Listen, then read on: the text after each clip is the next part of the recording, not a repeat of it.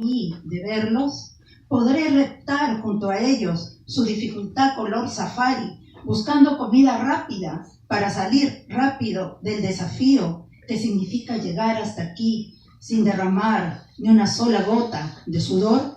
Me tocará a mí, la guía, explicarles un asterisco más en el mapa. Les venderé una aventura, los jubilados me lo agradecerán. Les ofreceré una tragedia y los más jóvenes me pedirán más sangre. Este país que disciplinadamente mutilo y empacho de nubes de polvo. Este país que me hace hablar de piedras sueltas que ahora lanzan los que poco a poco van acercándose con sus carteles a la plaza. Me bastará con explicarles que no se trata de una enfermedad, sino simplemente de mi voz, aguardentosa, ardiente. Gracias a Javier Molea, que desde hace muchos años apoya la poesía latinoamericana o en español aquí en este recinto, y gracias a todos ustedes también por su presencia aquí. Una selecta concurrencia.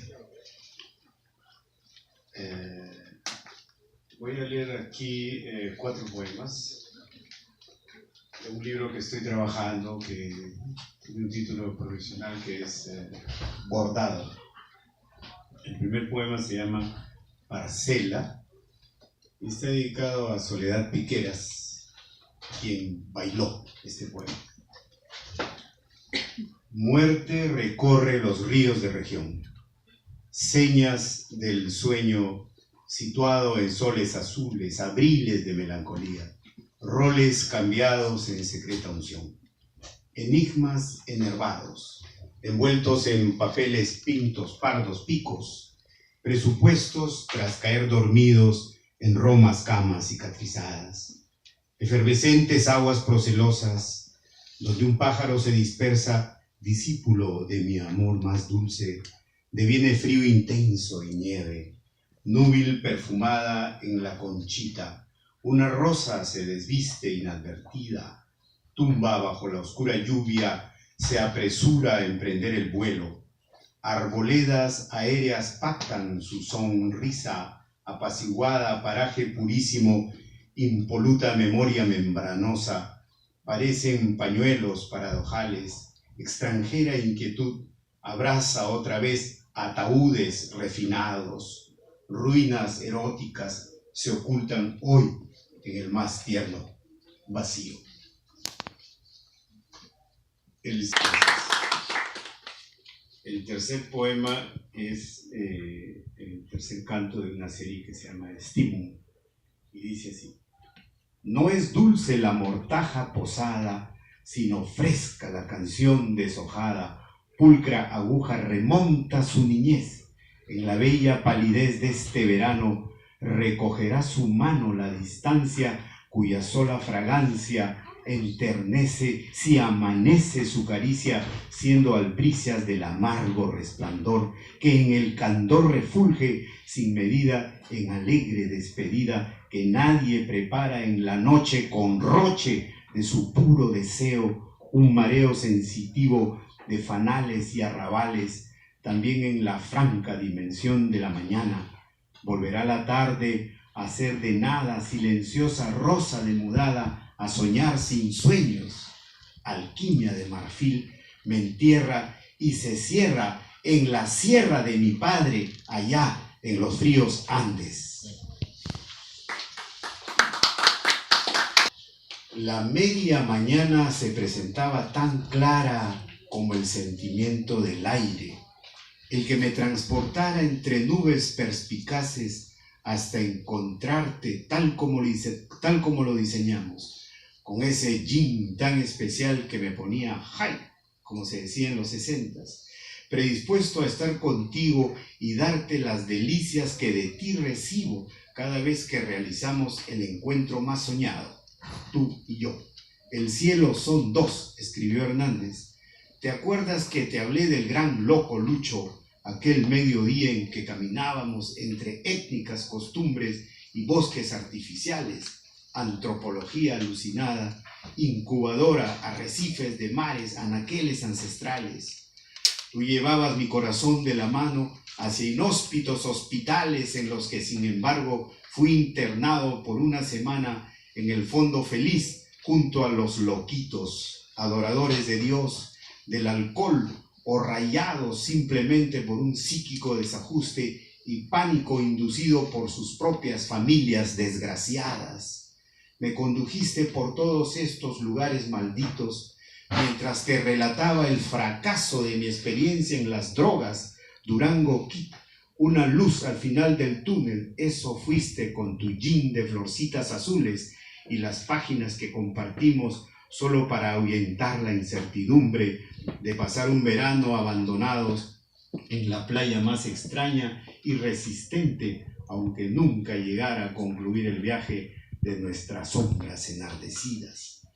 Volveremos a sentir las abluciones del tiempo inmisericordia y su canción demudada en la magnitud de nuestra ausencia inauditada, albricia de la quietud sobre la planicie impoluta, espacio envolvente para todo un día escapado por las escaleras de incendios de la realidad. Estrellas del amanecer son rituales prendidos a las partículas enhiestas que succiono por la leche santa y caliente, recostada en sardis, con las piernas extendidas sobre la superficie de la seda más dorada que se pudo imaginar en la cerrada poesía de la unión comprimida, arrodillados, rezando la oración de nuestra desquiciada sensibilidad, con tus dedos entre mis cardios, respirando bajo la lluvia interna en el césped del Señor. Gracias. Y yo quisiera comenzar haciéndole una pregunta a mis compañeros hoy aquí. Se dice un poco que desde hace ya algunos años que el escritor también es una especie de obrero del pensamiento y que entonces las condiciones de producción, si nos ponemos un poco old fashion, le afectan al escritor, y muchas de las razones que cada uno ha tenido para viajar y desplazarse del Perú son muy distintas en cada caso, y lo que a mí me gustaría saber es cómo es que en su trabajo ha influido concretamente en la materialidad de su trabajo el hecho de haber viajado. Y bueno, además de eso, me gustaría también saber un poco más sobre el proceso de escritura, ¿no? En el caso de estos nuevos libros de bordado y de belleza. Bueno, yo escribo, como ustedes han escuchado, vivo en Helsinki, en Finlandia, y ahí los idiomas oficiales son el finés, el finlandés y el idioma sueco. El inglés se usa como un idioma así de puente cuando no hay otra opción, entonces tenemos que hablar un poco de inglés, muy básico, muy malo, pero generalmente me estoy viviendo prácticamente en un mundo multilingüe, ¿no? Donde constantemente tú tienes que saltar de un idioma a otro, y por mi trabajo pues tengo contacto con muchos escritores del mundo árabe, del mundo persa y de habla rusa. Entonces para mí es como que si yo me cambio de idioma al momento de escribir, es como si ya perdiera todo. Entonces es como el último bastión de mi identidad es la lengua. Sin embargo, mi relación con el español es muy conflictiva, ¿no? Porque siempre me estoy cuestionando por qué tengo que escribir en español si yo crecí escuchando otras palabras, ¿no? En la casa. No obstante, el español es el espacio en donde yo me muevo como poeta, ¿no? A pesar de que estoy escuchando muchos idiomas a la vez, ¿no? Cuando dices otras palabras, ¿te refieres al quechua? ¿O? Claro, sí, al quechua o qué otras palabras que se hablan en el norte de Cajamarca, ¿no? Entonces crecimos con muchas palabras que son sinónimos, y a veces cuando nosotros íbamos al colegio se reían de mí y de mis hermanas porque nos decían, ¿qué están hablando ustedes, no? ¿Qué idioma es ese? Eso no es español. Entonces siempre se me quedó eso en la mente de que eso no es español. Entonces, ¿qué es el español, no? Entonces, en este libro que he titulado La Belleza, estoy hablando mucho de la identidad, pero muchísimo, bueno, sobre la lengua, ¿no? Sobre qué es la lengua y qué es el idioma, y también qué es el español, ¿no? En un poema que todavía no está terminado, por eso no lo puedo leer, hablo de que mi profesora me enseña de ortografía, ¿no? Y siempre me está corrigiendo, y en lugar de enseñarme a escribir me está destruyendo, así que yo decido que nunca más voy a estudiar gramática, literatura, y 3 veces intenté estudiar literatura en la universidad y nunca pude porque ya tenía esos anticuerpos que no quiero que nuevamente me esté colonizando a través de las estructuras tan rígidas de lo que es una lengua, ¿no? Entonces es muy conflictivo. Sin embargo, me gusta el español, obviamente me encanta, ¿no? Y en eso estoy leyendo y escribiendo en español. ¿Y tú crees que ese contexto como multilingüe en el que te mueves por obligación casi ha modelado la forma como tú escribes para tratar de hacerla más accesible? ¿Cómo te posicionas respecto a eso? Bueno, yo creo que el hecho de encontrarme de pronto en un mundo multilingüe donde se habla, bueno, Finlandia es un país muy pequeño, generalmente cada estudiante termina el colegio hablando 5, 6 o 7 idiomas. Es muy normal ser multilingüe, para nosotros significa inversión de dinero, sin embargo ahí es gratuito. Entonces cuando yo me encuentro en ese medio, yo descubro como una dimensión de que bueno, ahora sí yo voy a tratar de aprender todos los idiomas que pueda, aunque yo fui ya mayor, pero es muy fácil aprenderlo a través de la televisión porque toda la serie, las películas están con subtítulos. Tú puedes ver una película en japonés y siempre estás escuchando el japonés y ves el subtítulo en inglés, en finés o en sueco, ¿no? Entonces, ese mundo me hizo a mí volver a la idea de mi conflicto con el idioma español, ¿no? Entonces yo, pensando, sí, un 5% en Finlandia habla sueco y casi un 4% habla ruso. ¿Por qué no en Perú? También no hay una especie de cambio de las políticas lingüísticas y también podríamos ser bilingües, ¿no? Y hablar, no sé, quechua u otros idiomas más, ¿no? Yo creo que lo que nos hicieron fue como cortarnos una mano. Entonces yo viéndolo ya desde esta nueva vida que tengo en el mundo multilingüe, viendo la riqueza de gente del Medio Oriente que habla muchos idiomas, hablan el árabe, el francés, el berber, o de África que hablan suajili, y hablan inglés y hablan francés, y nosotros los pobres latinoamericanos siempre llegamos hablando español. Entonces hay una diferencia muy, muy, muy grande entre hablar un idioma y hablar varios, ¿no? Y tu concepción del mundo y tu accesibilidad también, y cómo tú puedes ser capaz de entender también a otras culturas cambia mucho. Es mucho más difícil que personas que hablan otros idiomas, ¿no? Roger. Bueno, yo solamente podría decir que yo escribo en español porque considero que la lengua es la patria de uno. Entonces, esa es la idea que siempre he manejado. Entonces, digamos que todas las condiciones de producción de la poesía que yo escribo, digamos, aquí en Estados Unidos, donde nos rodea el inglés, pero es como una especie de condición mía íntima, una cosa así. Entonces, esa es mi patria, la lengua que yo hablo, que es el castellano, pues el español, ¿no? El castellano peruano. Como ven, yo uso palabras del castellano peruano, como arrechura, roche, etcétera, ¿no? O sea, tengo incrustaciones de ese tipo que son las que me gustan. Uh-huh. Y particularmente en la experiencia escribiendo bordado, ¿existe algún disparador que te hizo iniciar este conjunto de poemas, denominarlo de esa forma? ¿Crees que hay una diferencia en el lenguaje con otros libros? Sí, claro, o sea, es un libro escrito en lenguaje neobarroco, que es una onda en la que yo ando desde hace un tiempo. O sea, sí, es un trabajo con el lenguaje que busca nombrar la realidad, pero de otro modo, no de una manera puramente referencial, como es la poesía coloquial o conversacional, sino es como un alambique creando una especie de nuevo lenguaje, ¿no? O sea, lo que me interesa actualmente es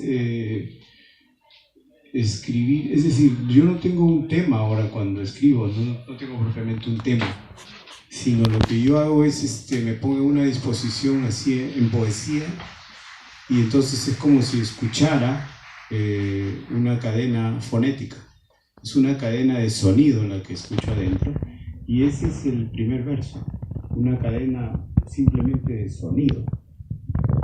Y a través de la composición que yo voy haciendo con el sonido, pues no tengo tema, pues, porque empiezo con sonidos.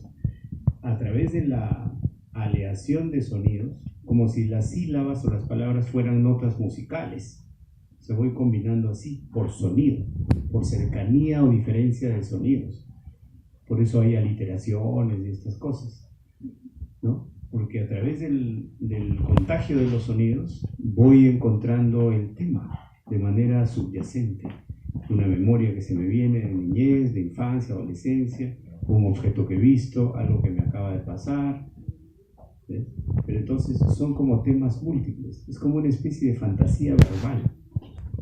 Es fascinante esta especie de estrategia de composición, ¿no? Tiene mucho que ver con la resistencia de la que habla Roxana al decir que a ella le molesta la gramática, porque en realidad la poesía lo que hace es crear una gramática propia, ¿no? Claro. Ahora, lo interesante de tu comentario es que es una gramática que no parte de la semántica, sino de los ritmos y de las emociones, ¿no? Sí, yo les preguntaba por las condiciones de producción, porque yo creo que una vez que tú has viajado, tú tienes dos opciones. En parte resistes y te aíslas o encuentras tu comunidad que solo habla español, o tratas de expandir tus redes, ¿no? No es asimilarse, no es tratar de parecerte a que siempre estuviste viviendo aquí, sino es realmente abrir la ventana y, por ejemplo, empezar a tener ciertas conexiones emocionales con el inglés o con el finés, que yo creo que es una cosa que pasa con el tiempo de una forma progresiva y que cada uno debe tener su proceso, ¿no? Una cosa que también está implicada es el contacto que hay con poetas de otras nacionalidades, que alimentan tu mundo interior. Y en mi caso particular fue un gusto por el inglés que yo no tenía. Cuando yo vivía en Perú, yo aprendí el inglés un poco porque tenía que aprender y nunca supe sinceramente que había una belleza en el lenguaje del inglés. Me sonaba, yo no tenía una conexión en la que yo pudiera sentir que había algo que realmente se podía modelar. Y esas cosas las aprendí aquí leyendo cosas un poco por obligación y luego ya por gusto. Y bueno, en ese sentido. Sí, tú me preguntaste, pero yo me fui por las ramas y justamente esto de que cuando estoy fuera y cuando me veo rodeada de tantos idiomas y tengo que siempre explicar mis palabras, ¿por qué? Entonces ahí como que mi forma de expresarme, que era muy densa y muy oscura, también alguna vez también fue un poco algo barroca, no tanto, pero algo. La densidad de la juventud, de los primeros libros, ¿no? Pero luego entonces yo comienzo a tratar de traducirme mentalmente y tengo un periodo de haber leído mucho a los poetas sufís y a la poesía árabe, entonces varios años, y eso me ayudó a como tratar de construir cosas más directas. No es porque quiero que me entiendan, sino es como fue una manera de educar mi pensamiento.